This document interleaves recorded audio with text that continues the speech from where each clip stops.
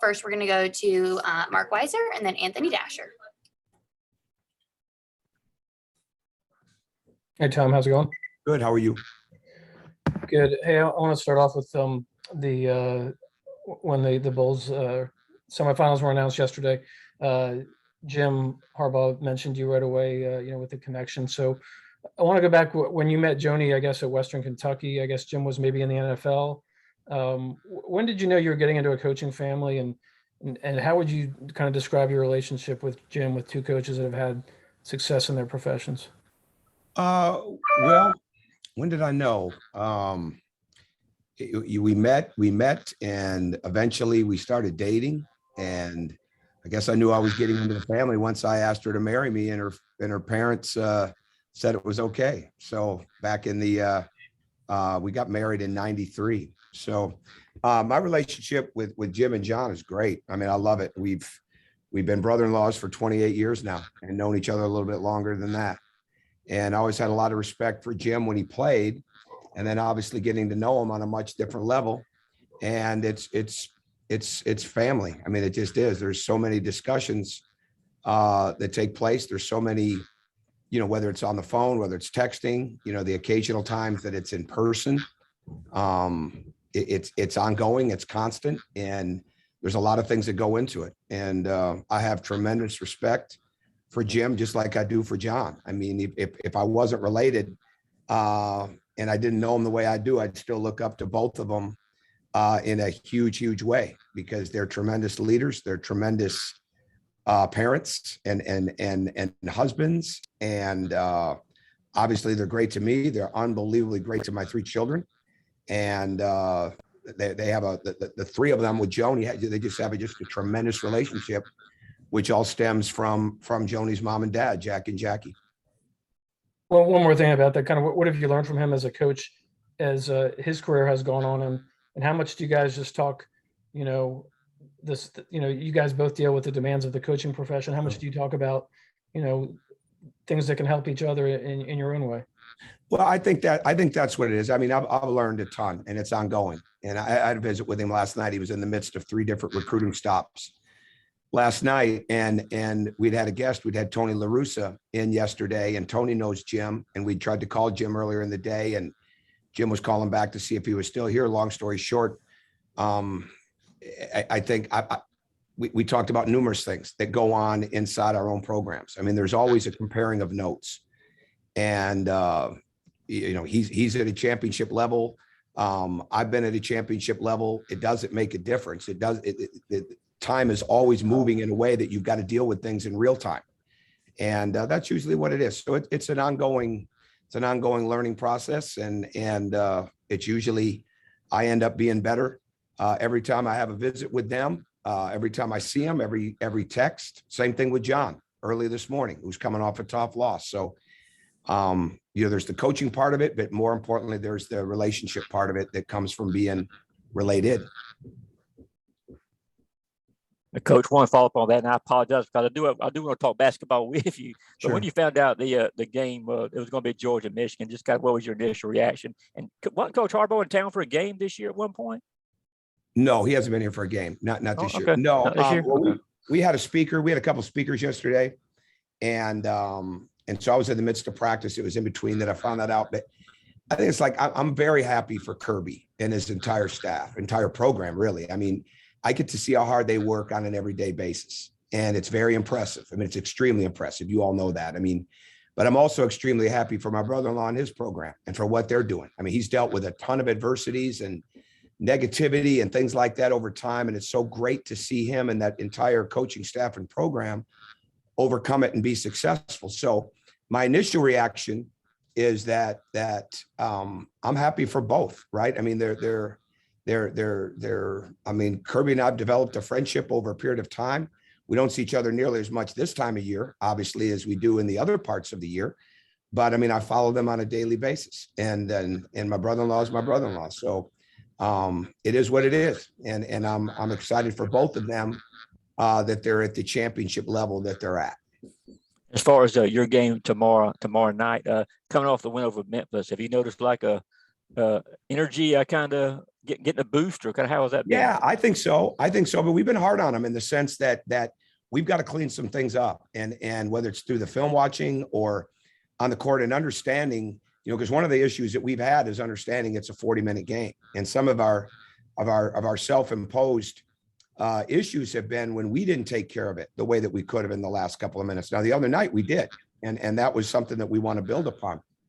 But it's been very good, and we've tried to build it in the sense of having good, sharp, solid, intense practices, but at the same time make sure that there's some cerebral part to it. Like Saturday, just watching a lot of film, walking through everything that Jacksonville does, adding some situational things for us, and then coming back yesterday, going hard. We took Thursday off. We went hard on Friday, and I'm going to try to be moderate today as long as it's at a good level.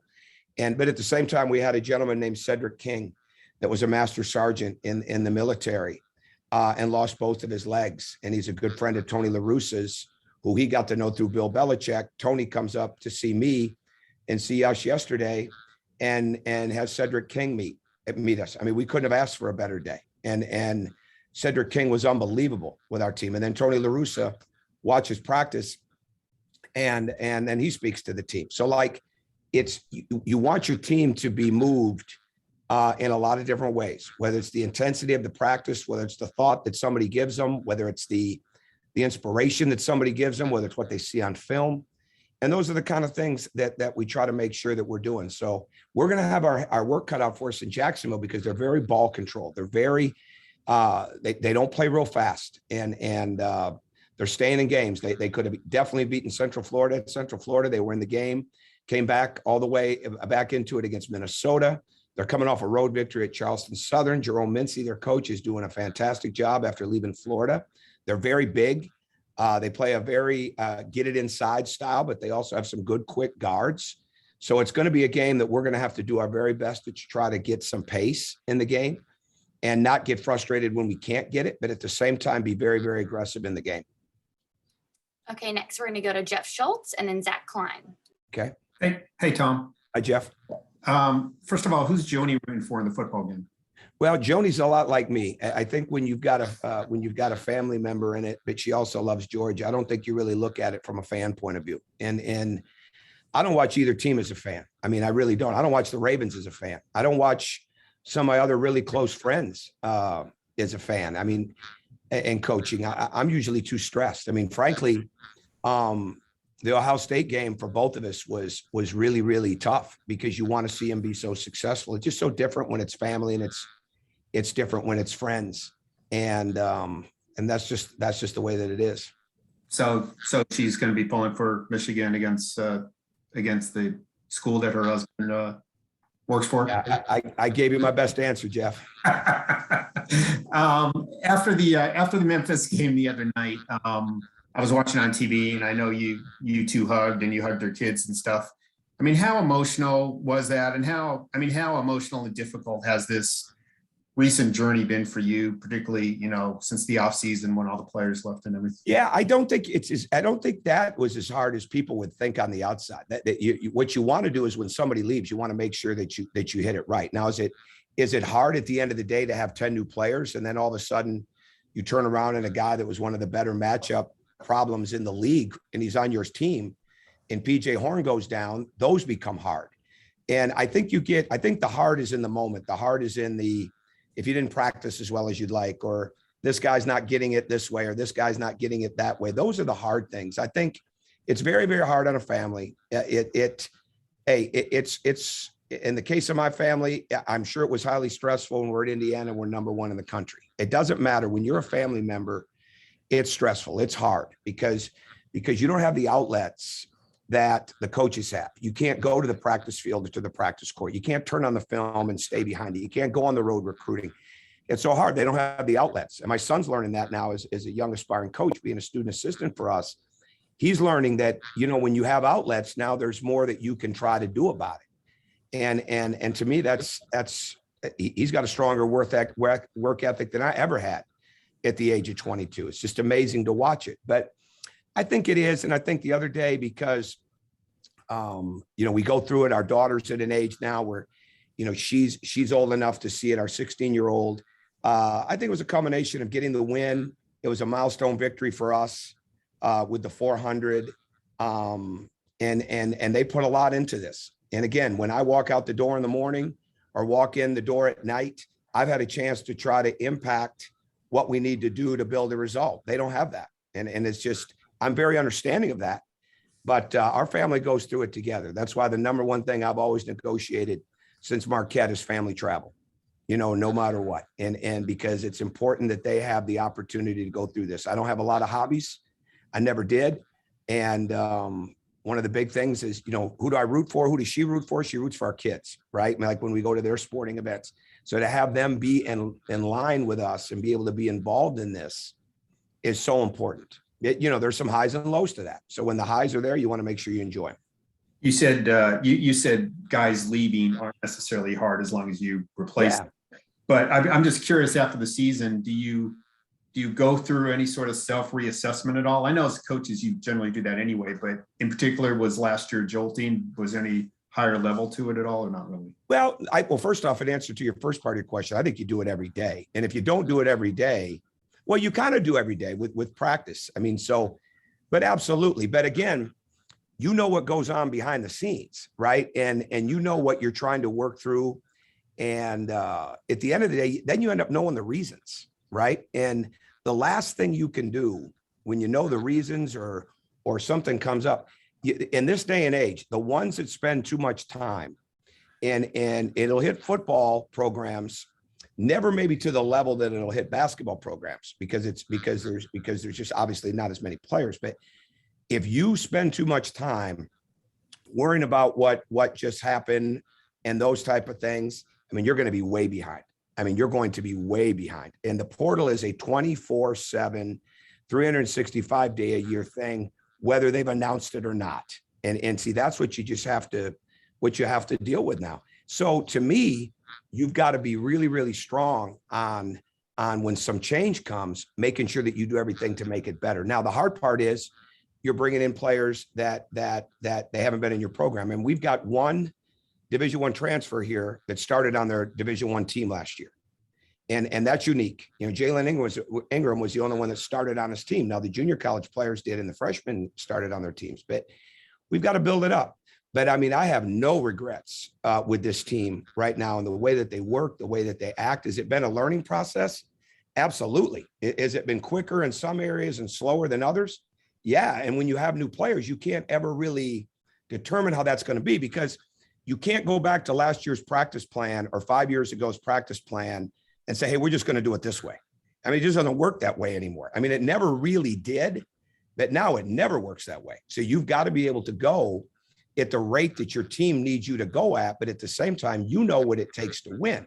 So you've got to make sure that you're coaching those parts of it every day. But I'm happy with the guys that they got. I mean, I love the spirit of these guys. And I could go on with what we're getting done academically, with people that they're in the classes, they're on time. I mean, I don't want to go down that line, but I mean, we've got a good group of guys that are really, really working at a high rate and putting Georgia first because of the way that they work. Now, that doesn't mean that we've got it figured out, because we don't by any stretch.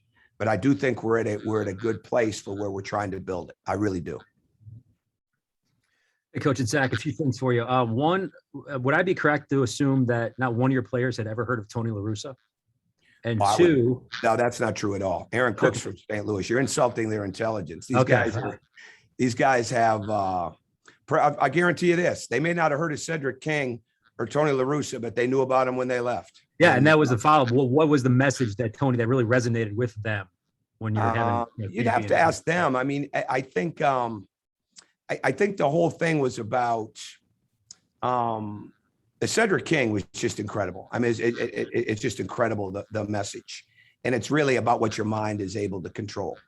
And here's a gentleman that lost both legs in Afghanistan, and after his surgery, when he saw that he didn't reference who it was that was running. I imagine it might've been Oscar Petrius, but that a man was running prosthetics, that he told the doctor that that's what he wanted to do. And the doctor basically said, you need to worry about walking before you run. And a year later, almost to the day, he was running an Army marathon race, a 10 miler. He left us yesterday to go run a 13 miler an hour from here.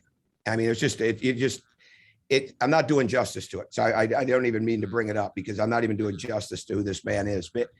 But the same thing with Tony La Russa, the togetherness. Tony brought his rings out, which I'd seen his rings, but I'd never seen them together. We've been friends for about 18, 19 years. And I think that got everybody's attention. But we had players that knew. And when you describe somebody, say the only guy ahead of him is Connie Mack, and he managed for 50 years and he owned the team, so he wasn't getting fired. And when you've got the second all-time winningest manager of all time standing in your midst that came in special from California through Chicago to come here on his own, I mean, that's a pretty strong statement. For sure. And finally, playing at home up until what, the second week of January, what does it allow you to do practice-wise, timing-wise, recuperation-wise, that instead of ping-ponging across, Well, I think our schedule has been so our schedule would have been challenging for a veteran team, let alone one that's got 10 new players with the teams that we played and the style of plays that we were playing. But that's what it is. It's beneficial, and we have to make it that way. I think with tonight and then not again till next week, it gives us a continued chance to really, really isolate skills, to isolate fundamentals, to continue to work on our shooting, to build new things that we're going to need. Because Christmas used to be the time that you used to be able to do a lot of different things. Well, that's not the case as much anymore. There's a 4-day break, 3-day break at Christmas, 4-day break. We turn around, we play the 29th, and then boom, we're right in the league. So you're in full mode, not only getting better work in your practices, but you're in preparation. So I think what we'll do, then we have a span where we have 3 games in 5 days after the exam situation or the exam time here. What we'll do is we'll work ahead, but we'll make sure that we are absolutely crystallizing some fundamentals that we've got to have, and at the same time, make sure that their conditioning and their bodies are healing up the best way they can. Okay, thanks, Coach. Good luck tomorrow. Thank you, guys. Thank you very much.